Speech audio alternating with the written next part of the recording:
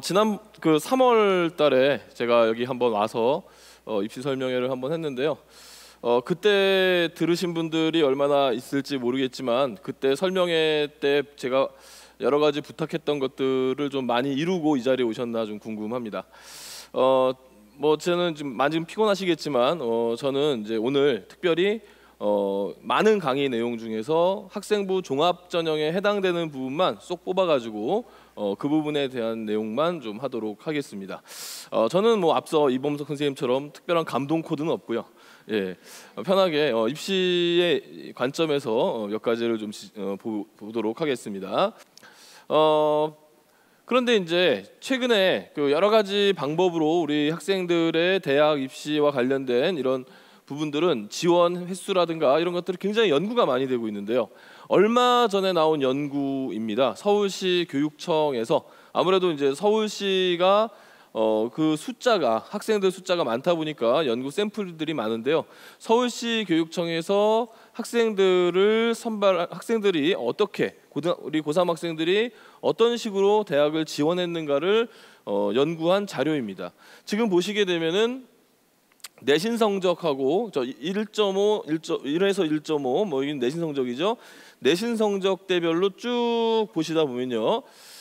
내신 성적 대비 어떤 전형을 가장 우선순위로 지원하는가에 대해서 나와 있습니다. 그래서 이제 보시면요. 1점대 등급 학생들은 종합 전형을 가장 선호하고 있네요. 그렇죠? 종합 전형을 가장 선호하고 있고, 그리고 2등급 초반까지도 종합 전형이 1위. 그런데 2.6등급부터 3.5등급까지의 학생들을 보니까 종합 전형이 2순위로 밀렸어요. 그리고 논술이 1순위로 올라오고 있어요. 저는 오늘 이 자리에서 그 부분을 좀 얘기하고 싶어 합니다. 제가 많은 학생들을 이렇게 상담을 하다 보면요. 이 학생은 대학에 되겠다. 학생부 종합 전형으로 대학에 합격할 수 있겠다라고 판단되는 학생이 있어요. 어떤 학생이냐면 일단 내신이 플러스 마이너스 2등급. 그러니까 1.7, 1.8도 있고요. 2.1, 2.2도 있고 언저리 2등급 초반대 학생들.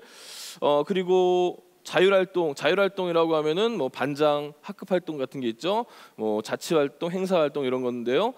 학교에서 하는 어떤 명사특강이라든가 모든 게 자율활동에 들어가는데 학급 임원을 했다거나 학생회 임원을 했다거나 총학생 회장을 했다거나 이런 학생들 그런 학생들이 이제 또 대학 입시에 상당히 좀 유리한 부분이 있어요. 특히 이제 이 두 가지가 같이 겹쳐졌을 때 상당히 유리합니다. 그 다음에 동아리의 경우에 전공과 관련된 동아리 등을 통해서 자신의 전공에 대한 관심도를 많이 보여주고요. 봉사의 경우에는 3년 동안 한 100시간 이상 정도 봉사를 하고, 그리고 독서도 한 30권 이상 독서를 하고 진로 탐색도 꼼꼼히 잘 하고요. 그 다음에 심지어 이제 수능도 최저학력 기준 통과 수준인 2, 3등급이 한 2~3개 정도 나올 수 있는 이런 학생들과 상담을 하다 보면은 이 학생은 대학에 충분히 들어갈 수 있겠구나. 특히 학생들이 선호하는 그 15개 대학 안에 충분히 들어갈 수 있겠구나라고 생각을 하게 되는데, 문제는 이 학생들이 지금 여러분들의 다니고 있는 학교에, 여러분들의 학급에 이런 학생들이 몇 명이나 있을까요? 실제로 이런 학생들이 많지 않다는 거죠. 많지 않습니다. 왜냐하면 1, 2등급 학생이 전교의 11%, 그러니까 10%밖에 안 되는데 그 학생 중에서 임원도 하고 그 학생 중에서 봉사도 많고 그 학생 중에서 동아리, 독서 이런 것들이 꽉꽉 채워져 있는 학생들이 몇이나 되겠습니까? 생각보다 많지가 않다는 거죠. 이게 바로 맹점입니다. 그러면 다른 방향으로 한번 또 보시겠습니다. 지금 보이시는 게 이제 학생부 종합 전형의 하나의 이제 유형인데요. 지금 다이아몬드로 보이는 게 있잖아요. 이게 이제 내신입니다. 내신. 학생들의 전국적 학생들의 내신 성적. 내신은 1등급이 적고 9등급이 적어요. 그래서 다이아몬드꼴로 형성되어 있습니다. 반면에 학생부 종합전형은 서울대학교가 무려 80%를 뽑는 등 학생부 종합전형의 모집 인원은 지금 빨간색 테두리로 보이는 역삼각형 구조예요. 그러다 보니까 어떤 일이 발생하냐면 지금 잘 안 보이시겠지만 이만큼 지금 이 빨간색 그 삼각형 안에 이 파란색 부분, 이거는 바로 뭐냐면 대학이 뽑고자 하는 인원인데 지금 1, 2등급 내로 채워지지 않는 것을 확인해 볼 수가 있죠. 1, 2등급으로 못 채워요. 숫자가 안 된다니까요. 그래서 이게 어떻게 채워져야 되냐면 이 아래에서 올라와야 되는 거죠. 이 아래에서 아래 단계에서 3, 4등급 대 학생들이 결국 수능이나 수능 최저학력 기준이나 다양한 활동 등을 통해서 여기를 채워 넣는 구조가 돼야지만 상위권 대학 안에서 학생들을 선발할 수가 있는 거예요. 이론적으로 그래요. 그렇기 때문에 앞서서 이제 봤던 우리 시야를 좀 다시 돌려보셔야 됩니다. 그래서 제가 권장하는 부분들을 이제 보시겠습니다. 앞에 부분은 뭐 그대로고요. 우리 2.6에서 3.5등급 학생들, 과연 논술이 정답일까요? 아니라는 거죠. 이 학생들 학생부 종합 쓰셔야 합니다. 예. 왜? 금방 보셨잖아요. 지금 최상위권 대학들 안에서 학생부 종합전형을 뽑는 인원이 많다 보니까 비어요.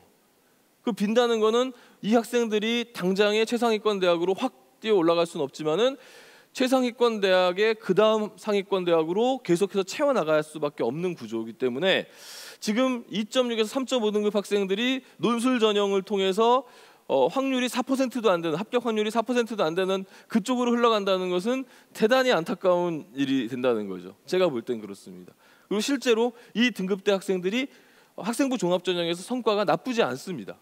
그래서 제가 권장하는 것은 여학생들 학생부 종합전형 해봐라. 그리고 3.6에서 4.5등급 학생들도 학생부 종합전 논술로 흐르지 말고 제발 학생부 종합전형에 좀 신경을 써라.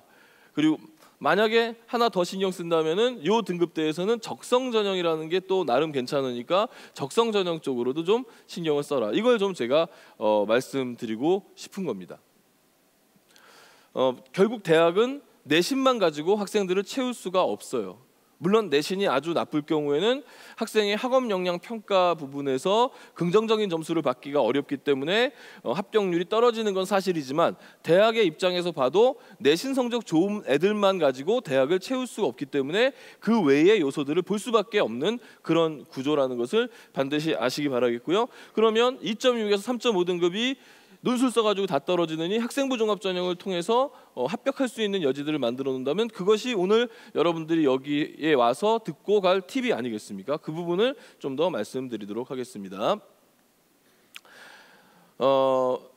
전에도 뭐 말씀드렸던 자료이긴 하지만 학생부 종합전형은 현재의 결과물이 아니라 미래의 가치를 가지고 뽑는 시험이에요.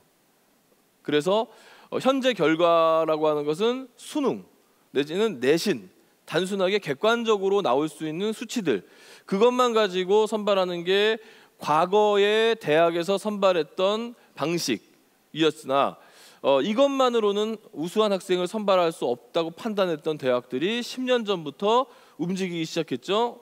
학생의 미래의 가치를 보고 뽑자. 지금은 별 볼 일 없을지 모르지만 이 학생이 앞으로 더 잘 될 것임을 예상하고 뽑아보자 하면서 미래의 가치를 통해 뽑는 전형이 바로 학생부 종합전형이죠.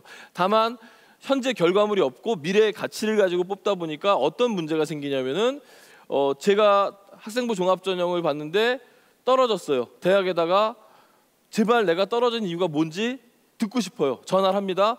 제가 왜 떨어졌나요? 대학에서 이야기할 수 있는 대답은 뭡니까? 아, 너는 우리 대학에 왔을 때 잘 못할 것 같아서예요. 현재 결과물, 그러니까 과거에는 어땠습니까? 너가 우리 대학 떨어진 이유는 네 수능 점수가 합격한 애들보다 1점이 모자라서 떨어졌어. 아, 예, 그렇네요. 근데 지금은 네가 못할 것 같아서. 반대로 제가 왜 붙었나요? 네가 잘할 것 같아서. 이렇게 되는 거죠. 예상에 의해서 선발을 하게 되죠.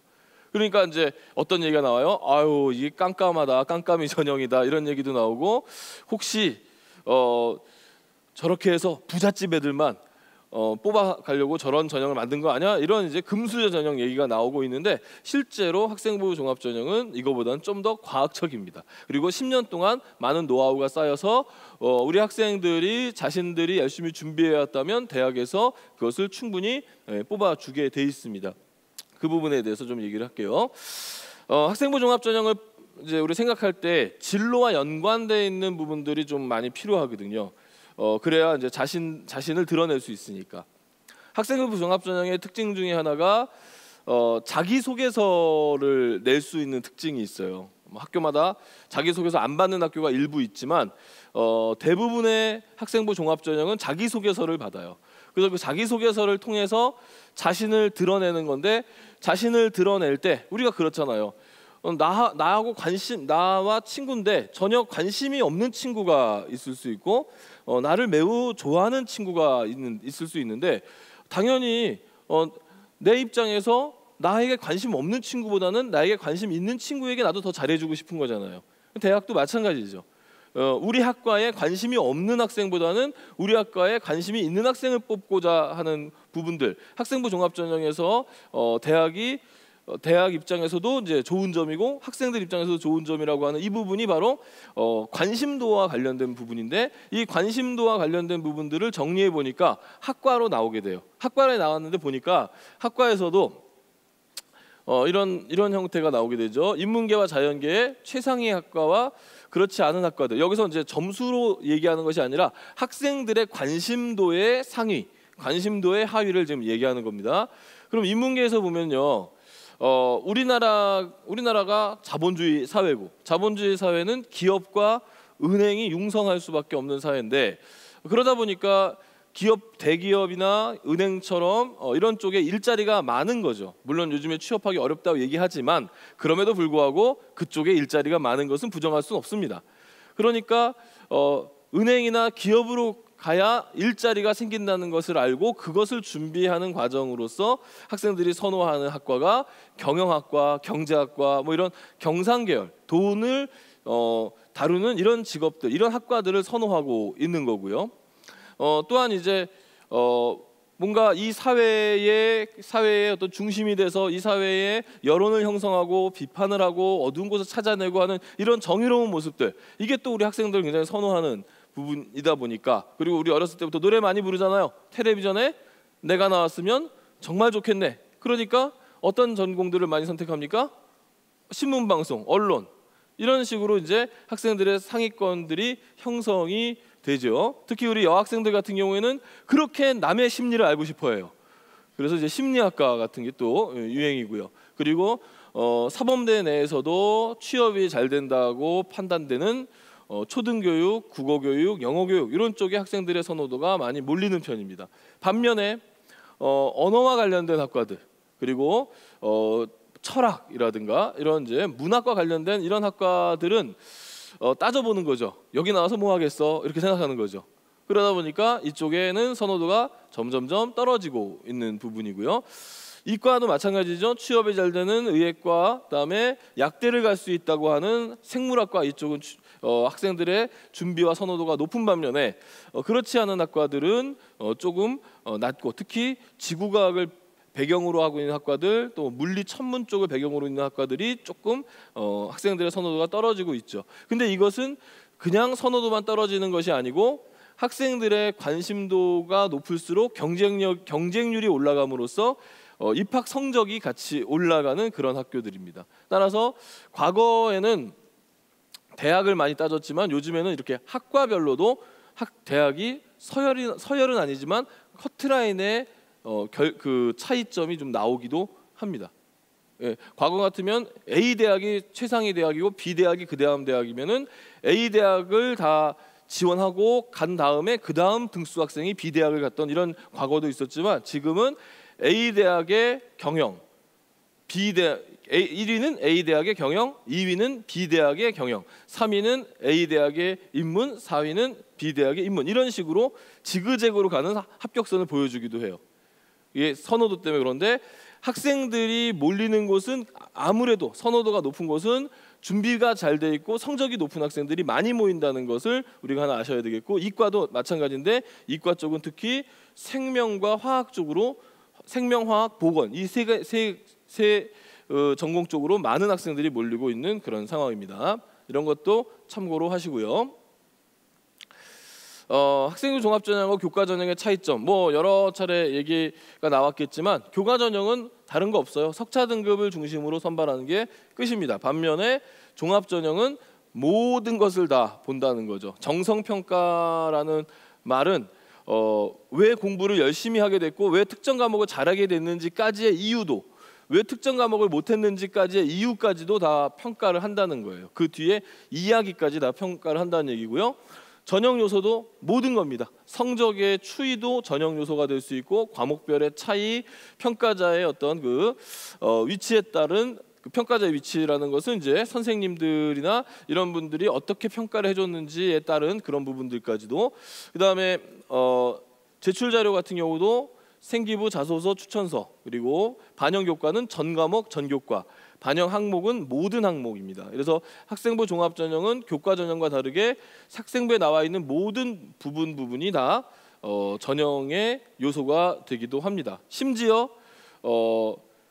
뭐까지 되냐면 학적의 변동까지도 대학은 봅니다. 학적 변동을 왜 볼까요? 혹시 자사고나 특목고로 입학을 했다가 아유 내신에서 밀려, 나 일반고로 전학 갈 거야, 이런 친구들 있어요. 그런 것도 보는 거예요. 물론 그게 이제 문제가 되는 상황까지는 안 가지만, 그래도 그런 부분을 감안해서 학생을 또 평가를 하는 거죠. 왜냐하면 내신 성적이 달리 나오니까. 예, 갑자기 5등급이었던 학생이 2등급이 됐어요. 성적이 올랐나? 어떻게 올랐지? 보니까 전학을 갔네. 이렇게 되는 거죠. 그러면 평가가 좀 떨어질 수 있는 이런 부분이 있는 거죠. 그래서 이런 종합전형은 모든 것을 다 본다, 이렇게 보시면 되겠습니다. 그리고 이제 종합전형의 문제의식이 바로 여기에 있습니다. 이걸 잘 보시고 평가를 해보세요. A 학생하고 B 학생 두 학생이 있는데요. 같은 학교의 두 학생입니다.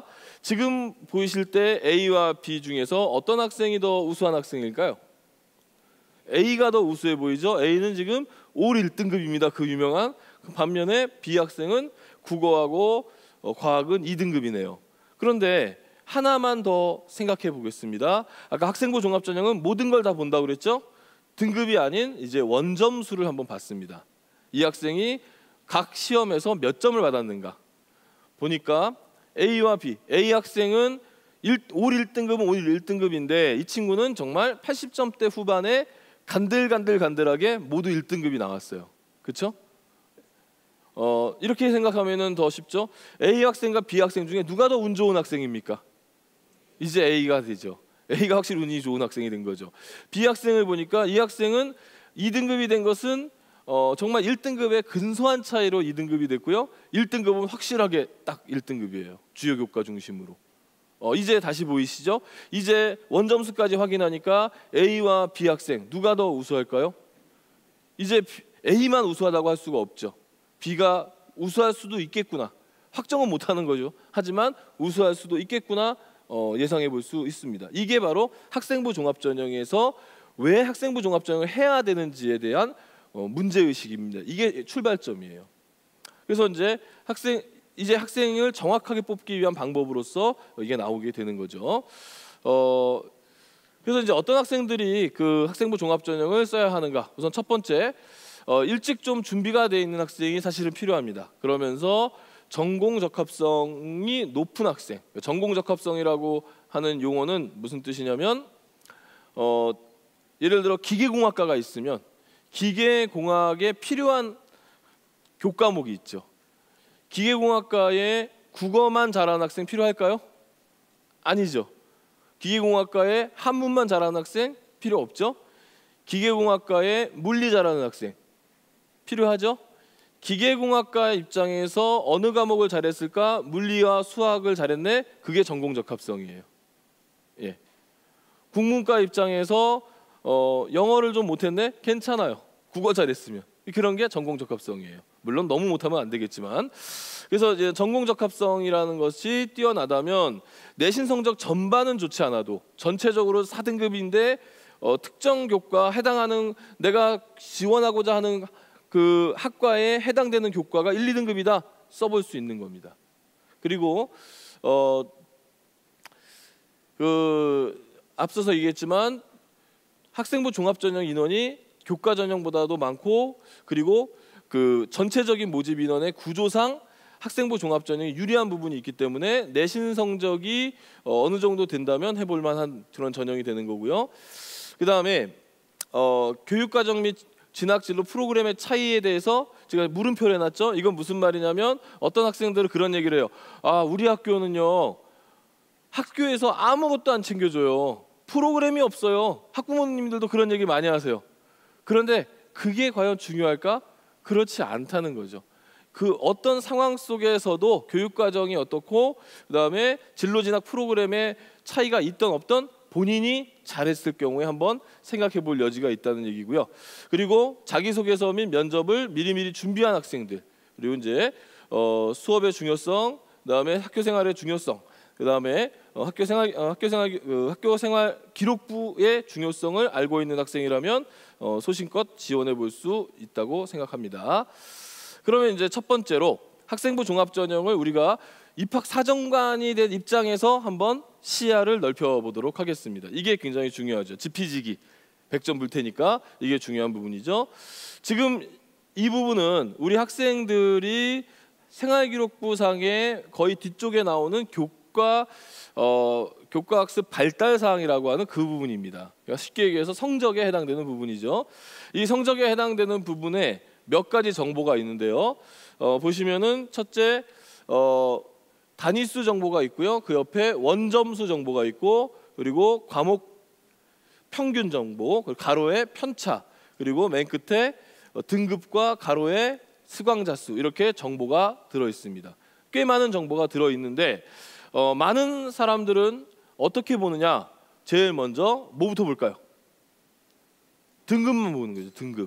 등급 하나 딸랑 보고 몇 등급이네, 몇 등급이네, 그 합쳐가지고 나는 평균 몇 등급, 이렇게 생각하고 있는데요. 잘못된 생각입니다. 왜인지 이제 보시겠습니다. 그 다음에 이제 그 보시면은 지금 여기와 여기를 눈여겨 좀 보시면요. 요 학생과 요 앞에 있는 학생하고 그 다음 학생을 좀 눈여겨 보시기 바랍니다. 좀 차이가 있습니다. 어떤 차이가 있나 보시면 지금 원점수는 별로 문제되지 않아요. 평균 뭐 그렇습니다. 잘 보시면 과목 평균 밑에 나와 있는 가로 옆에 나와 있는 편차라는 정보가 있어요. 편차 정보가 지금 여기 보면 8점, 8.7점, 15점, 13.9 이렇게 돼 있잖아요. 요거 앞에 거 다시 한번 보겠습니다. 앞에 학생 것을 보니까 지금 23점, 22점 이러죠. 좀 차이가 좀 많이 나죠. 그럼 이게 뭐냐면 편차라고 하는 것은 말 그대로 편차. 우리 그런 거 있잖아요. 빈부격차 하는 거. 그 차입니다. 편차. 그러니까 성적의 상위권과 성적의 하위권 그룹이 어쨌든 어떤 학교든 존재하는데 그 학생들이 시험 성적으로 나타나는 점수가 어느 정도 차이가 나느냐. 어차피 상하위권은 존재하지만 그 상하위권의 차이가 점수로 어떻게 드러나느냐를 보여주는 정보가 편차 정보예요. 그러면 지금 여기 23점, 22점, 27점, 무려 28점짜리도 여기 편차가 있는데 이렇게 되면 어떤 상황의 학교냐면요. 평균점을 기준으로 해서 상위 그룹과 하위 그룹의 차이가 대략 한 번 시험 볼 때 한 과목당 100점 만점에 한 과목당 50점 정도 차이 나는 거예요. 하위 그룹과 선두 그룹이. 그러니까 하위 그룹은 공부를 어마무시하게 안 하고 상위 그룹은 뭐 나름 열심히 하는 그런 학교들이 있는데 그런 학교에서 나타나는 현상이 이 성적대고요. 특히 어느 학교든 간에 고등학교 3학년 교실이 되면은 이런 편차가 그대로 나타납니다. 왜냐? 고3이 되면 어떤 친구들이 있냐면 나는 이번 생애에 내신은 끝났어. 이렇게 생각하는 친구들이 있어요. 그러면 그 친구들 뭐만 준비할까요? 논술, 수능만 준비하잖아요. 내신 관리 안 해요. 그러면 이제 점수가 100점 만점에 5점, 10점 이렇게 나와요. 실제로. 그리고 이제 나는 이번에 내신을 바짝 올려서 학생부 종합이나 교과 전형을 노려야지 하는 학생들이 3학년 2학기 때 또 내신 공부 열심히 하거든요. 그렇게 되면 편차가 이렇게 27, 8점 벌어지는 건 3학년 교실의 일반적인 현상인데 1, 2학년 때도 이렇게 벌어지는 학교가 있는 거죠. 이 학교는 이미 하위권 학생들은 다 아직 엎드려 자고 있는 거예요. 그렇게 이해하시면 되고요. 반면에 다시 보시니까 이건 어때요? 여기는 지금 13점이니까 뭐 대략 따지면 한 20점에서 30점 정도 차이 나는 거예요. 선두하고 하위 그룹하고. 그러니까 선두 그룹은 뭐 비슷하다 하더라도 하위 그룹 아이들이 점수 자체가 최소한 40점, 50점을 받아 놓고 있는 상태가 되면 이런 차이가 나오는 거죠. 얼마 차이가 안 나는 거죠. 그러면 대학에서 볼 때 이제 이 교실은 지금 굉장히 수업 시간이 집중력 있고 아주 치열한 그런 구조고요. 앞에 있는 경우는 벌써 이제 많은 학생들이 수업 시간에 집중하지 못하고 자고 있고 일부 학생들이 깨서 수업을 듣고 있는 그런 구조라는 것을 이 편차 정보만 가지고도 우리가 어느 정도는 간파할 수 있는 거예요. 무섭죠. 무시무시한 거죠. 이 숫자라는 하는 것이 이런 정보들을 드러냅니다. 이 학교들 보시면 여기도 지금 이제 보이시죠? 편차가 얼마 안 나는 거 눈에 확 보이시죠? 그리고 앞에 지금 성적대가 이렇게 90점, 92점 나왔음에도 불구하고 등급은 3등급 이렇게도 보이시죠? 그렇죠? 학교마다 다 달라요. 이게 제일 놀라운 건 이 학교 보세요. 이 학교 보니까 어떻게 돼 있어요? 편차가 3.5점, 4점 이렇게 돼 있죠? 한 문제 틀리면은 꼴찌 그룹으로 갈 수 있는 거예요. 예. 그래서 여기는 지금 70점 받으니까 9등급이네요. 장난 아니죠? 학교마다 차이가 있어요. 여기는 지금 엄청 치열한 거예요, 아이들이. 그럼 대학에서 이런 정보들을 다 볼 수 있는 거고. 예. 그래서 이런 정보들이 학교를 꼭 서열화하려는 것은 아니지만 이런 정보들이 대학에서는 이 정보들을 보고 학생들을 판단할 수 있는 근거가 마련되는 거죠. 학생부 종합전형에서. 교과 전형은 이런 정보 안 봐도 돼요. 뭐만 보면 되느냐? 교과 석차 등급만 보면 되는데 종합전형은 이걸 보는 거예요. 그러면 이제 집에 가서 교과 생활기록부 보시면서 이렇게 생각할 수 있죠. 아, 이거 큰일 났다. 우리 학교는 편차가 굉장히 많이 벌어져 있는데 나 대학 못 가는 거 아니야? 우리 반 친구들 때문에 뭐 일부 그럴 수도 있습니다. 그래서 제가 뭐 지난번에 와서도 얘기했지만 이런 편차의 간격을 줄이려면은 교실에서 수업 시간에 잠자고 있는 애들을 깨워라. 안 일어나면 때려서라도 깨워라. 이제 그 얘기를 했는데 그럼 이제 이미 나온 상태, 내 의지가 아니라 지금 다른 친구들이 알아서 그냥 잠자고 있는 그런 교실. 내가 이 학교에 뭐 요즘에는 다 뺑뺑이 돌려가지고 강제 배정돼서 오는데 내가 이 학교에 온 거 자체가 내 인생에서 불운인가 이렇게 생각할 수 있겠지만 그렇지 않다는 거죠. 내가 할 수 있는 두 가지가 있어요. 예, 뭐가 있느냐? 첫째, 내가 다른 친구들의 점수는 내 마음대로 할 수 없지만 그리고 등급은 내 마음대로 할 수 없지만 이 학생처럼 지금 보이는 이 학생처럼 비록 등급은 3등급, 4등급이 깔려 있지만 내 원점수는 90점 이상을 만들어 놓을 수 있죠. 그렇죠? 내 원점수 90점 이상 만들어 놓을 수 있는 거예요. 그러면 대학에서 볼 때 어떻게 보겠습니까? 아, 정말 등급 맞기 어려운 학교에서 치열하게 공부했구나. 자신과의 싸움에서는 그래도 이겼구나. 긍정적으로 평가를 해주는 거예요. 무슨 말인지 아시겠어요? 그래서 나는 내 공부, 내 원점수에 충실하다. 이게 한 가지 해결책이고요. 또 하나는요. 어떤 상황 속에서도 이런 아까 처음에 봤던 이런 정보의 이러한 교실의 상황 속에서도 내가 내 나름대로 책도 많이 읽고 여러 가지 활동도 많이 하고 하면서 스스로 준비해왔다면 그래서 자신이 속해 있는 학교의 한계를 뛰어넘을 수 있는 학생이라면 대학에서 역시 그것을 보게 되는 거죠. 왜? 학생부 종합전형이니까. 만약에 학생부 종합전형이 아니고 그냥 우리 대학은 학생부 종합전형이라고 말은 하지만 그냥 뭐 대충 이런 성적 정보나 뭐 활동 같은 거 해서 뽑을 거야 이런 대학이 있다면 그런 대학이 있지도 않지만 그런 대학들은 이런 디테일한 부분들을 보지 않겠지만 지금 학생부 종합전형은 그렇지 않다는 거예요. 학생부 종합전형은 학생들이 어떤 상황 속에서도 자기 것을 챙겨가면서 열심히 해왔는가를 보든지 아니면 그 상황 속에서 자기가 어떻게 성장해야 되는지를 찾아가는지 이런 것들을 학생들이 잘 찾고 있는지 이런 것들을 이제 보게 된다는 얘기죠. 그래서 이런 중요한 편차 정보들과 함께 이 우리 학교생활 기록부는 여러 선생님들이 여러 학생들을 관찰한 기록이자 함께 공부하는 공동체 속에서 자신의 위치를 파악할 수 있는 좋은 기록으로 구성되어 있다는 거죠.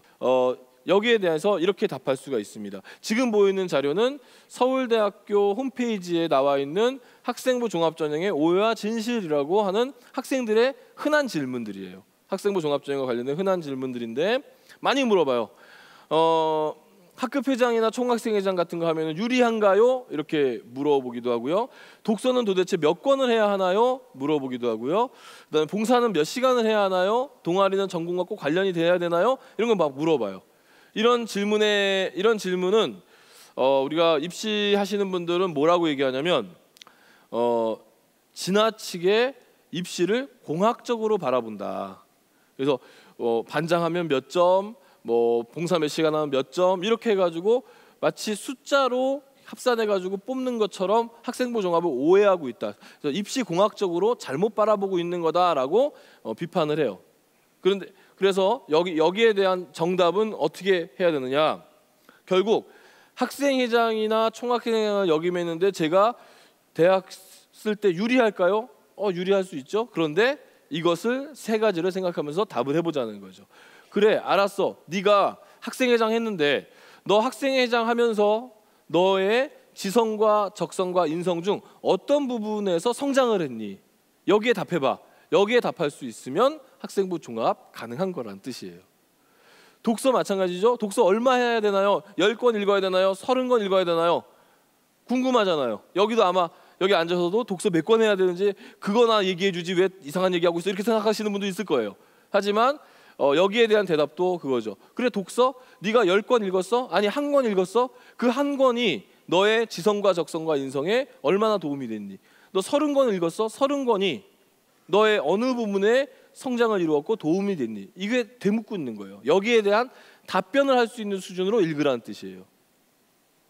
한 권을 읽어도 난 됐다. 나는 한 권을 읽었어도 100권을 읽은 것 같은 그런 통달을 했다. 가능하겠죠. 그럼 뭐 본인이 그렇게 주장하면 어쩔 수 없는 건데 그런 부분들을 이제 여기서 이야기하고 있는 거죠. 그러니까 지성과 적성과 인성이라고 하는 기준에 의해서 앞서 봤던 네 가지 서류 평가 기준에 의해서 이 부분들이 지금 나와 있는 이런 질문들이 어떻게 답변되어질 수 있을까? 이게 이제 그 평가의 핵심이라고 볼 수가 있겠습니다. 봉사활동 얼마나 해야 될까? 진짜 많이 물어보는데 대학에다 질문해 보세요. 항상 똑같아요. 봉사활동의 시간은 중요한 것이 아니라 이렇게 항상 대답이 나오는데 말 그대로 시간은 중요하진 않아요. 시간이 너무 많으면 그건 오히려 문제가 될 수 있죠. 제가 600시간 하는 친구 봤다니까요. 600시간 하니까 봉사 시간 600시간 하니까 뭐가 부족해져요? 공부 시간이 부족해지잖아요. 내신 8등급. 600시간 했으니까 그 정도 나와야죠. 만약에 600시간 봉사하고서 내신 1, 2등급이다. 그건 뭐 천상계 존재죠. 사람이 아니죠. 그다음에 이제 이것도 많이 보여드리는 자료인데 흔한 자기소개서. 제발 이렇게 쓰지 말아라라고 하는 흔한 자기소개서예요. 왜 이렇게 쓰지 말아라라고 하는지와 그리고 자기소개서를 어떻게 써야 하는지에 대해서 좀 말씀을 드릴게요. 지금 나와 있는 것은 우리 학생들이 너무 흔하게 쓰는 자기소개서예요. 아마 이걸 보고서 본인이 아마 학교에서 연습했던 자소서가 떠올라서 부끄러운 친구들도 여기 있을 거예요. 이렇게 쓰면 안 돼요. 우선 첫 번째로 보시면 맨날 뭐 사교육 안 받았다는 건 굉장히 자랑하고요. 그리고 등급 올라갔다는 거 많이 자랑을 합니다. 많이 얘기 나오는 게 뭐냐면 중학교 3년 내내 우수한 성적을 갖고 있었던 저는 고등학교 1학년 3월 모의고사를 보고 큰 충격에 빠졌습니다. 이렇게 시작을 해요. 그래서 뭐 수학에 4등급이 나왔습니다. 이렇게 시작을 한 다음에 거기 해결책으로 저는 친구들과 스터디 그룹을 만들어서 일주일에 몇 번 모여가지고 공부를 했고 그 결과 수학이 2등급으로 올랐습니다. 이런 류의 자소서가 굉장히 많이 나오는데요. 그것은 잘못됐다 이렇게 얘기하기는 어렵지만 분명한 것은 너무 흔한 자기소개서고 학생이 잘 드러나지 않는 자기소개서라는 거예요. 지금 자기소개서는 말 그대로 자기를 소개하는 거예요. 그렇죠? 그런데 자기가 아닌 다른 부분들이 나오면 안 되겠죠? 우선 그게 뭐가 잘못됐느냐? 첫째, 사교육을 안 받았다? 대학은 판단할 수 없어요. 사교육을 받든 안 받든 그것은 본인의 몫인 거고, 대학에서 판단할 수 있는 것은 지금 드러나고 있는 성적과 그와 관련된 활동들이죠. 사교육을 안 받았는데 내신도 나쁘고 수능도 못 봤으면 대학 입장에서는 차라리 이 자식 사교육이나 보지, 사교육이나 할 것이지, 이렇게 생각을 하는 거죠. 그래서 안 되는 거고요. 그다음에 4등급, 2등급 향상도 뭐가 문제냐? 4등급이나 2등급, 등급이라고 하는 것은 내 석차에서 몇 퍼센트냐를 잘라가지고 하는 거기 때문에 등급은 상대적 위치예요. 내가 공부 잘하는 아이들 속에, 집단 속에 속하면은 내가 조금만 못해도 등급이 떨어지는 거. 우리 앞서서 봤던 생기부처럼 떨어지는 거고, 내가 공부 못하는 집단에 있으면은 난 조금만 노력해도 금방 성적이 올라가는 것처럼 보이는 건데, 그것은 실력 향상이 아닌 거죠. 그러면 대학 입장에서는 실력이 향상된 친구를 선호하지 단순히 성적 향상되는 친구를 원하는 건 아니거든요. 그래서 1번의 질문이 저게 안 되는 거고요. 별로 도움이 안 되는 거고, 그다음에 2번에서도 고교 재학 기간 중 의미를 두고 한 활동이라고 했는데, 예를 들어 학급 회장으로 아이들을 통솔했다. 학급 회장으로 아이들을 통솔했다라고 하는 게 뭐가 잘못됐느냐라고 생각할지 모르지만, 학급 회장이 아이들을 통솔하죠. 어느 학교 어느 학급에서도. 그렇지 않나요? 어떤 학급은 주번이 통솔하는 학급 있나요? 아니잖아요. 당연한 역할이라는 거죠. 그건 내가 아니래도, 내가 정재원이 학생회장을 안 하더라도, 이범석이 학생회장을 하더라도 누구든 통솔하는 역할을 하는 거죠. 그 학생의 특징이 아니라 뭐의 특징이냐면 학생회장이라는 직책의 특징을 지금 설명한 거예요. 안 되는 거예요. 직책의 특징이기 때문에. 그다음에 방송국 PD가 꿈이기 때문에 방송반을 하였다. 물론 이건 잘못된 거 아니에요. 하지만 그러면 내가 어떤 특정 전공, 뭐 내가 소설가가 되고 싶어서 문예창작반을 하였다, 뭐 이렇게 할 수 있죠. 내가 생명공학과를 전공하고 싶어서 생물 동아리를 들었다, 이렇게 얘기할 수 있죠. 그렇게 된다면 역으로 합창반 친구들은 다 뭐 해야 돼요? 음대 가야 되나요? 댄스 동아리 친구들 어디 가야 되나요? 말이 안 되는 거죠. 이걸만으로는 해석될 수가 없는 부분이 있다는 거예요.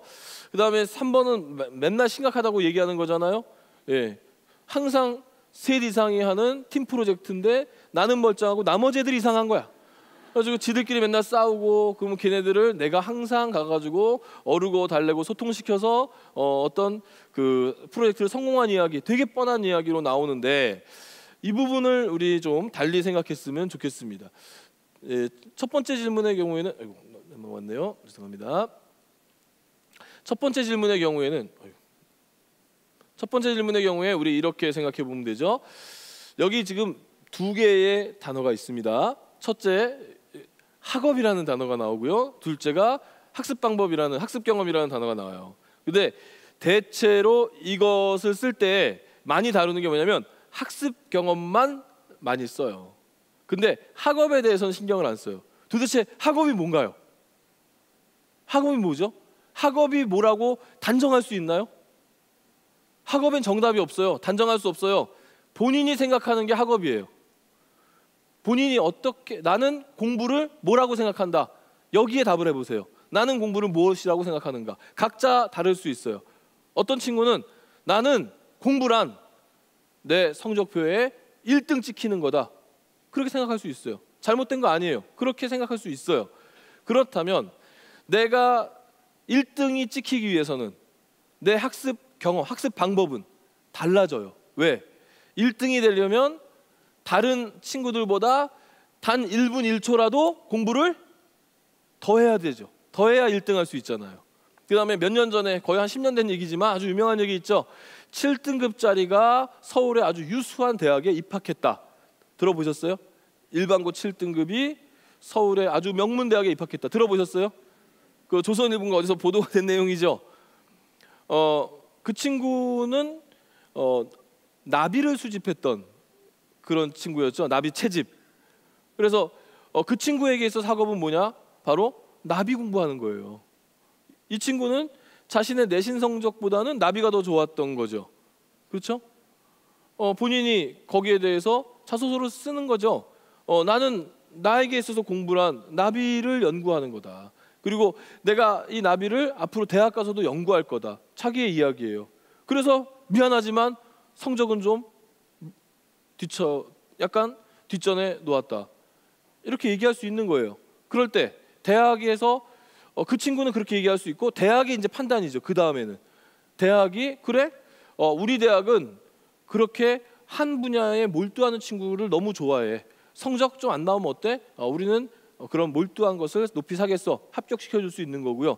반면에 다른 대학은 그래도 고등학생의 기본은 성적이지. 성적은 하고 그 다음에 자기가 좋아하는 걸 해야지 하고서 떨어뜨릴 수도 있는 거예요. 하지만 자기 이야기잖아요. 자기소개, 자기 이야기인 거예요. 공부를 못했다. 아까 그 내신 성적 3등급 대 4등급 대 학생들 자기소개서 써오라 그러면요, 이 1번에 대부분이 뭐로 돼 있냐면 내가 왜 성적이 안 나왔는지에 대한 변명. 우리 학교가 되게 좋은 학교라서 내가 열심히 노력해도 등급이 안 나와요. 이런 얘기들로 막 500자, 700자 써놔요. 그러면 대학 입장에서 볼 때 지금 얘를 나는 소개받고 싶은데 얘를 소개받고 싶은데 이 학교를 소개받게 되는 거잖아요. 그러면 안 된다는 거죠. 그래서 나에게 학습이라는 게 뭔가, 나에게 공부라는 게 뭔가를 먼저 생각하고 그것을 위해서 내가 무엇을 해왔지라고 한번 따져본다면 여기 1번에 대한 정답이 나옵니다. 그게 안 나온다면 학생부 종합전형에서 물론 그게 안 나와도 다른 분야의 다른 생기부의 다른 요소들 때문에 합격할 수도 있고, 지원자의 어떤 뭐 상대적인 경쟁자들의 약하거나 센 것에 의해서 결정될 수도 있지만, 공부에 대한 확실한 목표, 확실한 자기 정리, 확실한 목표를 스스로 재구성해서 이 1번 질문을 재구성했다면, 그것을 답할 수 있는 학생이라면 학생부 종합전형에서 분명히 어필할 수 있는 요소를 하나 갖춘 거예요. 잘 한번 판단해 보시기 바라고요. 2번 마찬가지입니다. 2번도 재학 중 의미를 두고 노력한 거예요. 마치 내가 활동을 해보니까 나중에 야, 이게 의미 있었다가 아니고요. 그러니까 학생들이 대체로 내가 활동을 해보니 이게 의미 있었다로 많이 해석을 해요. 그러니까 뭐가 나오느냐? 상장 받은 거, 상 받은 거, 큰 상 받은 거. 의미를 두고 자기가 상 받으러 간 게 아닌데 상을 받고 보니까 의미가 생긴 거예요. 그러면 안 된다는 거죠. 그 다음에 동아리 활동에서 뭐 좀 화려하게 뭐 한 거, 뭐 부장을 하면서 축제를 막 진두지휘하거나 이런 것들에 대해서 자기가 의도하면서 접근한 게 아닌데 나중에 보니까 그게 자기 생기부 중에서 가장 의미 있더라, 이렇게 찾아서 쓰는 경우가 있는데요. 그것은 잘못된 생각입니다. 거기다가 그럴 경우에 어떤 문제가 생기느냐? 보통 상장을 쓰는 친구들 이래요. 내가 이런 상을 받았는데 이 상을 받기가 얼마나 어려운지에 대해서 막 써줘요. 그리고 이 상을 받으려면 무엇을 잘해야지 받을 수 있고, 뭐 몇 명만 받을 수 있고, 쭉 하면 아까 얘기했던 대로 반복되는 거죠. 도대체 대학 입장에서는 누구를 소개받은 겁니까? 상장을 소개받은 거잖아요. 학생을 소개받은 게 아니라. 그래서 이 의미에 어떻게 해석하느냐, 여기도 역시 자기 해석의 문제인 거죠. 그래서 자기 해석에서 제가 추천드리는 것은 내가 고등학교 생활 중에 어떤 특정 전공을 하고 싶게 된 계기, 이게 저는 아주 좋은 의미로서 해석될 수 있다고 생각을 하고요. 또 나의 어떤 변화를 가져오게 된 결정적 사건, 내가 이 사건을 전후해서 이랬던 내가 이렇게 발전될 수도 있고 변할 수도 있는데 그 결정적 사건, 이런 것들을 의미로 두고 거기에 해당하는 활동들이 무엇이었는가를 생각해 보시면 어느 정도 이 부분에서 답이 나올 수가 있습니다. 그 다음에 세 번째에서는 지금 학교 생활 중 배려 나눔 이런 부분이잖아요. 이걸 한번 우리 묶어서 해석해 보자고요. 묶어서 해석해 보면 이거 한 가지로 묶으면 나의 인간관계, 이거예요. 나의 인간관계 또는 나의 인간성, 이렇게 보는 거죠. 예. 그래서 나는 사람들을 대할 때 어떤 인간관계를 맺으면서 사람들을 대하는가를 한번 생각해 본다면 거기에 나는 뭔가 측은함을, 안타까움을 이겨내지 못하는 사람이다, 내 인간성 그렇다. 그러면 그 사람은 나눔이 많겠죠. 나눔을 많이 하겠죠. 그 다음에 어떤 친구는 상대방과 내가 좀 동등한 관계, 일방적으로 누가 위고 누가 아래인 관계는 좀 너무 싫다. 그런 친구들은 항상 배려하는 모습을 보여주겠죠. 그러니까 나의 평상시 인간관계를 기준으로 3번 질문을 재해석해 보시면 돼요. 그럼 다시 이제 정리해 보면은 1, 2, 3번의 질문에 대해서 우리 학생들이 스스로 그 개념들을 재정리해서 답을 다시라는 거예요. 그 다음에 이제 자기소개서가 완성이 되면은요, 그 학생부 종합전형에서 굉장히 큰 요소이기 때문에 자기소개서가 완성이 되면은 이제 이런 부분들을 이제 확인을 해야 되겠죠. 대학별 인재상에 맞는가, 이것도 되게 중요한 부분인데요. 대학에 따라서 대학이 가르칠 수 없는 부분도 있잖아요. 예를 들어서 이 친구가 우리 대학에 오겠대요. 너무 완벽해요. 이 친구는 성적도 좋고 그다음 활동도 좋고 너무 완벽한데 꼭 우리 대학에 오고 싶대요. 근데 이 친구는 남자이고 우리 대학은 여대예요. 어떻게 할 거예요? 그런, 지금 과장을 했지만 그런 이유가 많아요. 학과 탐색 저는 굉장히 중시 여기는데요. 자기소개서를 쓰면서 대학 정보를 찾으면서 학생부 종합전형을 쓰는 우리 학생들 중에 몇 명이나 학과에 대한 탐색을 했는지 저는 좀 되묻고 싶어요. 학과에 대한 탐색이 안 됐다는 증거들이 너무나 많아요. 왜냐하면 학과에 대한 탐색을 들어가 보면 달라요. 그 학과에 들어가서 홈페이지에 들어가서 그 학과에서 배우는 과목들도 찾아보고 거기에 그 교과목이랑 또 1, 2, 3, 4의 과정 그리고 졸업 후에 진로 이런 것들이 아주 상세하게 나오고요. 또 하나 교수님들이 나와요. 교수님들 명단 나오는데 교수님들의 전공도 다 상세하게 나와요. 그거 읽어보면 이 대학이 무엇을 가르치는지를 알 수 있어요. 이름만 보고 혹해가지고 잘못 썼다가는 대학이 원하는 상과 대학의 학과가 원하는 상과 학생이 원하는 상이 달라질 수 있어요. 이런 것들은 반드시 체크를 해야 되고요. 그다음에 앞서서 그 대학에서 요구하는 전공 적합성, 발전 가능성 이런 부분들을 제대로 다 해놨는지를 찾으셔야 됩니다. 그 모집 요강을요 자세히 보시면요, 학생부 종합전형 모집 요강을 자세히 보시면 이렇게 되어 있어요. 어떤 대학은요, 우리 대학은 학업 역량 30% 반영, 전공 적합성 40% 반영, 아예 숫자화돼 있는 학교들이 있어요. 그리고 어떤 대학은 아예 숫자화돼 있지 않은 대학이 있고요. 숫자화돼 있는 대학하고 숫자화가 안 돼 있는 대학은 역시 선발할 때 차이가 있습니다. 또 하나 대학 안에서도 예를 들어서 동국대학교 같은 경우에는 두드림 전형하고 그다음에 학교장 추천 전형 두 가지가 있는데 두드림 전형은 학업 역량을 25%만 반영한다고 그 모집 요강에 명시되어 있고요. 학교장 추천 전형은 학업 역량을 40%를 반영한다고 명시가 되어 있어요. 같은 학교에서 운영하는 학생부 종합 안에서도 배점이 달라요. 분야별로.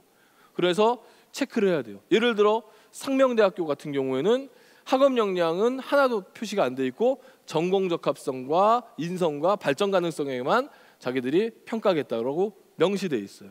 이런 것들을 보시면 내가 내신 성적이 좀 많이 부족한데 그래도 내가 특정 교과는 잘하는데 상명대학을 쓸 수 있는 건데 내가 내신 성적은 전체적으로 나쁘지 않은데 굉장히 좋은 편인데 내가 그 관련된 학과의 점수가 굉장히 낮은데 만약에 상명대학을 쓴다면 그 친구는 내신 좋은데도 떨어지는 거예요. 그래서 예측할 수 있는 요소들이 많이 있는데 특히 앞서서 봤던 이런 부분들을 대학마다 다 공개하고 있으니까요. 대학마다 다 공개하고 있으니까 반드시 학교 홈페이지나 모집 요강을 통해서 이 대학은 몇 퍼센트를 반영하는가 이런 것들을 좀 찾아보시고요. 그리고 최근에 EBS라든가 아니면 각 시도 교육청에서 나온 자료집 그리고 시중에 판매하고 있는 입시 관련된 자료집들 안에서도 이거 정리돼서 많이 나와 있어요. 그러니까 그거 보시고 나에게 유리한 게 뭐냐, 학업 역량, 내가 내신이 부족한데 학업 역량을 너무 많이 버는 학교는 내가 분리할 수 있는 거예요. 무슨 뜻인지 아시겠죠? 네. 활동이 많은데 발전 가능성 부분을 굉장히 조금 보는 대학은 내가 분리할 수 있는 거예요. 네. 그래서 그런 것들을 잘 체크하셔가지고 지원하셔야 되고 자기소개서에도 그 내용들이 잘 들어가 있는가를 찾으셔야 되겠고요. 그다음에 항목별로 적당한 대답이 됐는지, 그다음에 다른 친구들에게 좀 물어보는 것도 필요한데 너무 또 그냥 무턱대고 친구들한테 줬다가는 그 친구가 그대로 베껴서 쓸 수가 있죠. 그럼 어떻게 될까요?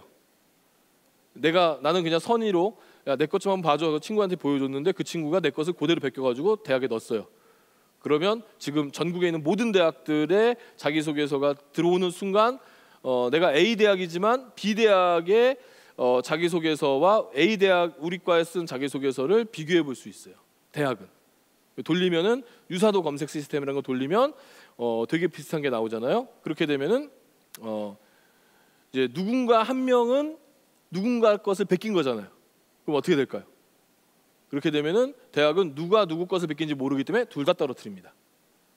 그래서 우리 학생들이 한 가지 할 수 있는 게 있죠. 내가 내 친구를 합격시킬 수는 없지만 내가 마음만 먹으면 한 놈 정도는 골로 보낼 수 있다. 이게 이제 이 유사도 검색의 맹점이죠.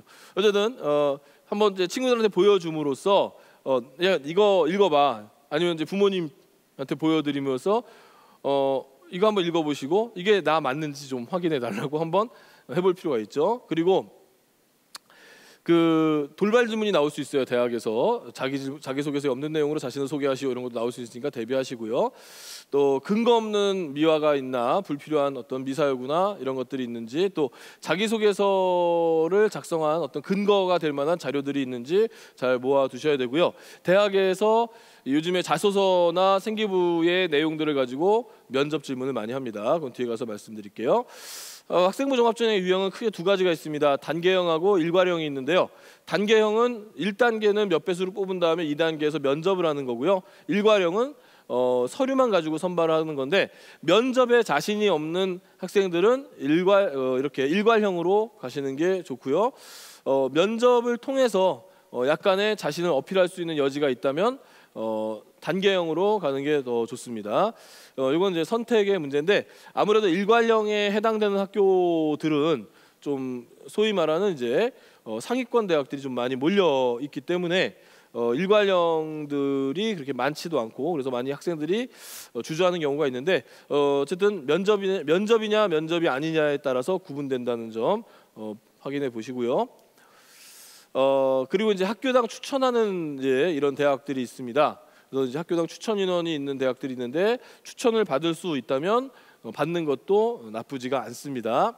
특히 고려대학교 같은 경우에 학교장 추천 1, 2는 일반고 재학생들을 중심으로 추천을 하기 때문에 좀 특목고 학생들하고 경쟁을 하지 않죠. 그래서 좀 더 유리한 면이 있고요. 경희대 고교연계 전형 같은 경우도 상대적으로 자사 특목고 친구들보다는 일반고 친구들이 많이 지원을 하기 때문에 좀 경쟁에서 좀 더 유리한 면이, 일반고 친구 입장에서는 경쟁에서 유리한 면이 있습니다. 그다음에 이제 면접 일정도 우리가 체크를 해두셔야 되는데요. 왜 면접 일정을 체크해야 되냐면, 이런 경우 있잖아요. 수시에서 합격해 버리면 정시는 쓸 수 있다 없다? 없다잖아요. 그러면 내가 불안해서 수시에서 내 평상시 모의고사보다 조금 낮은 대학을 썼는데 거기만 딱 붙었네, 수시에서. 근데 수능을 봤더니 수능 훨씬 잘 나온 거예요. 그러면 이제 소위 이런 경우에 이제 우리가 납치됐다라는 이제 표현을 요즘에 씁니다. 수시에 납치됐다. 그는 수능을 잘 봤는데 정시에 응시도 못하고 수시에 끌려갔다, 이런 의미를 지니고 있는데요. 그러지 않기 위해서는 어떻게 해야 되느냐? 그러지 않기 위해서는 면접을 나중에 보는, 면접을 수능 끝나고 보는 학교들이 또 제법 많아요. 그런 학교들을 지원을 해서 예를 들어서 내가 숙명여대를 학생부 종합으로 썼고 1단계 통과됐다고 통지를 받았는데 수능을 보니까, 수능 보고 가채점을 해보니까 내가 지금 숙명여대보다는 훨씬 더 높은 대학에 합격할 수 있는 그런 점수를 받았다. 그러면 그 친구는 11월 여기 뭐 17일 돼 있네. 아이고, 제가 익숙하지가 않아서. 이 친구는 여기 숙명여대, 이건 특기자 전형이긴 하지만 안 가면 되는 거죠. 면접을 안 가면 되는 거죠. 면접 안 가면 자동으로 떨어지니까. 그렇게 해서 이제 소위 말하는 수시 납치를 막는 이런 방법은 있습니다. 그래서 면접 일정이 중요하고요. 특히 면접은요, 지금 어떤 식으로 운영이 되고 있냐면, 면접, 논술, 적성 이런 것을 우리가 대학별 고사라고 하거든요. 이 대학별 고사는 고등학생들의 학교 생활에 지장이 없게 실시하라, 이게 교육부 방침이라서 주로 언제 합니까? 주말에 하는 거예요. 토요일, 일요일 날 하기 때문에 지금 보시면 다 토요일, 일요일이잖아요. 토요일, 일요일 하니까 토요일, 일요일이 몇 번 없어요. 따지고 보면은 한 달 내내 해봐야 8번밖에 없으니까 8번 안에 논술도 봐야 되고 면접도 봐야 되고 이러다 보니까 학교들이 막 중복이 돼요. 그래서 어떤 친구들은 이 중복 때문에 특정 대학을 둘 중에 하나를 포기하거나 아니면 면접 볼 때 면접장 앞에다가 그 퀵 서비스 오토바이를 불러다가 이제 면접 끝나면 오토바이 타고 다른 대학으로 막 이동하는 경우, 이런 경우도 흔히 있습니다. 그리고 이제 뭐 오전 오후 거기에 따라서 또 희비가 엇갈리기도 하는데, 이렇게 이제 면접이나 이런 논술의 일정은 수시 6개를 지원하는 데 있어서 매우 중요한 정보가 됩니다. 면접의 중요성인데요. 도대체 이제 면접은 얼마나 중요하냐? 이것도 이제 제가 시뮬레이션을 해봤는데, 일단 면접 연습을 좀 많이 해야 된다는 거. 특히 이제 학생부 종합에서 1단계가 통과가 되면 꼼꼼하게 자기 면접 연습을 해줘야 되는데요. 학생부 종합의 면접은 거의 대부분 그 확인 면접입니다. 확인 면접이라는 것은 뭐냐면 자기소개서나 생활기록부에 나와 있는 내용을 면접관들이 되물어서 확인하는 그런 면접이 대부분이에요. 여기 보시면 이제 A 학생하고 B 학생이 있는데요. A 학생이 서류 점수는 높아요. B 학생이 좀 낮죠? 그런데 면접에서 A 학생은 85점을 받았고 B 학생은 90점을 받았어요. 그럼 이렇게 되면 그냥 단순 총점으로는 475 대 470이 나와 있는데, 이 환산점으로, 그러니까 이것을 1000점 만점이나 100점 만점으로 이렇게 환산을 해주거든요. 환산을 해주면 이 면접은 100점 만점으로 계산한 다음에 곱하기 5를 해버려요. 그러니까 여기 85에 곱하기 50%가 반영이 되면 이제 곱하기 5가 되는데요. 그래서 이제 여기 보시면 그 서류 점수 50과 면접을 50%까지 올렸을 때 50대 50일 때 지금 보시면 A 학생이 분명히 서류가 앞서지만 면접을 잘한 B 학생이 50대 50일 때는 면접으로 서류를 역전시켜 버려요. 그래서 50대 50인 학교, 면접 정말 잘하는 학생이 있다면 50대 50 이상으로 면접하는 학교를 찾아보면 되고요. 60대 40에서도 면접 잘하는 학생들이 유리하게 나타나고요. 70대 30, 면접이 30%가 반영될 때 비로소 근소한 차이가 나요. 면접을 아주 잘 보면 서류에서 조금 부족한 점수를 약간 만회할 수 있는 수준, 이렇게 되고요. 그다음에 이제 80대 20이 되면요, 면접을 웬만큼 잘 보더라도 그 서류를 따라갈 수가 없게 되는 거죠. 그래서 이 A 학생이 면접관한테 욕만 안 했다면, 욕하고 나온 게 아니라면은 이제 무조건 붙는 수준이 20%다. 그러니까 20%쯤 되면은 면접의 영향력이 그렇게 크지 않게 되는 겁니다. 그래서 면접에 자신이 없다면 이렇게 20%를 반영하는, 면접에 자신이 있다면은 이렇게 40% 이상을 반영하는 대학에 지원을 하시면 되겠습니다. 학생부 종합전형을 실패했을 때 이제 나타나는 반응이자 실패의 공통점인데요. 우선 첫 번째, 내신만 좋다고 해서 무조건 되는 것은 아닙니다. 두 가지 이유가 있는데요. 내신이 좋아도 관심이 없으면 안 되고요. 또 하나는 내신과 함께 아까 보는 게 있죠. 학업 역량과 함께 나머지 역량의 요소들도 있잖아요. 학업 역량은 만점인데 나머지가 빵점이면 당연히 안 되는 거죠. 그래서 내신만 좋다고 되는 게 아니고요. 그다음에 활동만 많고 학업 역량이 확인 불가능한 학생들이 있어요. 제 상담을 하다 보면은 안타까운 사례들인데, 책도 굉장히 어려운 것을 읽고 활동도 대단한 활동을 했는데 그 관련된 교과 성적이 너무 부실하게 나와요. 그럴 경우에는 진실성도 그렇고 얘가 왜 활동을 했는지 활동의 목적성도 많이 떨어지게 되는 거죠.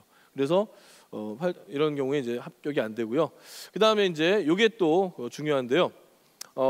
학생부 종합전형에 대한 준비가 잘 돼 있는 학생들이 많은 곳, 많은 학과들 있어요. 문과 같은 경우에는 국어, 영어, 역사, 심리, 방송 쪽에요. 많은 학생들이 이쪽에 관심도를 많이 보이고 미리미리 준비를 많이 해놔요. 특히 역사의 경우에는 아주 점수가 높지 않더라도 꼭 거기에는 마니아들이 있어요. 우리 역덕이라고 하는데요. 그래서 역사 덕후라고 표현하는데, 걔네들이 그 역사에 대해서 정말 디테일한, 심지어 선생님들보다도 더 많이 그 뒷얘기들을 알고 있는 그런 친구들까지도 있어요. 그리고 우리가 뭐 향교라든가 아니면은 뭐 서울에 뭐 보면은 뭐 경복궁 근처라든가 이런 쪽 학교, 이런 그 고궁들 옆에 있는 학교들은요, 주말에 애들이 가가지고 뭐 고궁에서 관광객들 이렇게 안내해주는 봉사도 하고 막 이렇거든요. 그랬을 때 준비가 된 아이들이 많아지는 거죠.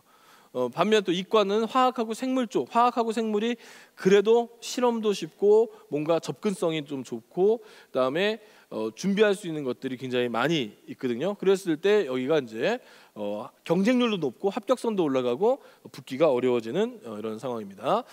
그다음에 이제 성의 없는 자기소개서, 천자 채워야 되는데 200~300자 채우고 많은 경우가 특히 남학생들한테 많이 나타나요.